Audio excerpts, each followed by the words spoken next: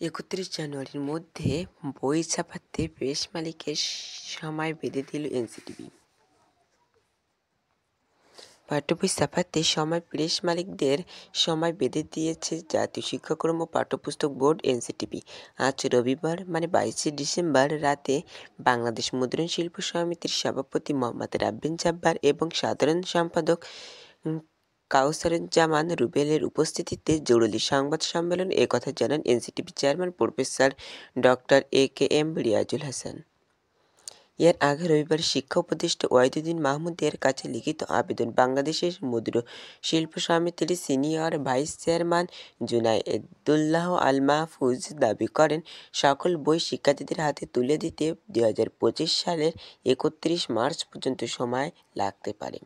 লিখিত আবেদনে তিনি আরও বলেন, 2025 শিক্ষাবর্ষের ইবাদতি ও দাখিল প্রাথমিক, চতুর্থ ও পঞ্চম শ্রেণীর, মাধ্যমিক, ষষ্ঠ থেকে দশম শ্রেণীর ভোকেশনাল কারিগরি স্তরের পাঠ্যপুস্তক মুদ্রণ বাধাই ও সরবরাহ চুক্তির যেমন 50 দিন বৃদ্ধি, 50% বই সরবরাহের সময় বিধান রহিতকরণ এবং 3টি করে সরবরাহকৃত বই-এর বিল প্রদানের দাবি জানান। লিখিত এই আবেদনের প্রতিবাদে এনসিটিবি তৎকালীন প্রেস মালিক সমিতিকে ডেকে বই পৌঁছানোর সময় বেঁধে দেয়। এনসিটিবির বেঁধে দেওয়া সময় অনুযায়ী 31 ডিসেম্বরের মধ্যে প্রাথমিকের সব বই এবং মাধ্যমিকের বাংলা, ইংরেজি ও গণিত বই পৌঁছাতে নির্দেশনা দেওয়া হয়। এছাড়া 2025 সালের 10 জানুয়ারির মধ্যে মাধ্যমিকের আরও 5টি বই এবং 20 জানুয়ারির মধ্যে বাকি সবগুলো পৌঁছানোর নির্দেশনা দেয় এনসিটিবি।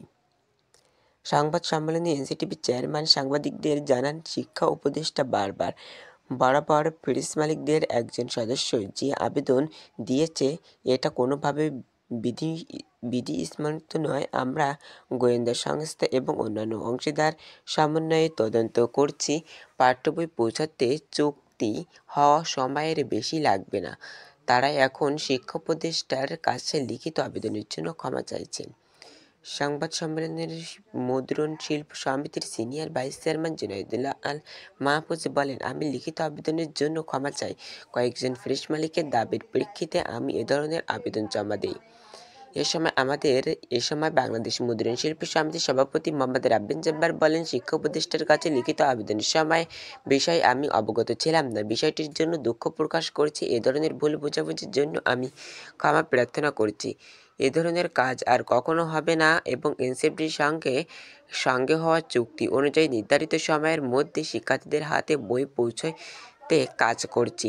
তবে লিখিত আবেদন দেওয়ার কারণে সিনিয়র ভাইস চেয়ারম্যান জুনায়েদ আল মাহফুজের বিরুদ্ধে কোনো ব্যবস্থা নেবে কি না জানতে চাইলে শিল্প সমিতির সভাপতি বলেন, এখানে ব্যবস্থা নেওয়ার কোনো বিষয় আসছে না। ভুল বোঝাবুঝি হয়েছে, সেটা নিঃসরণের কাছে আমরা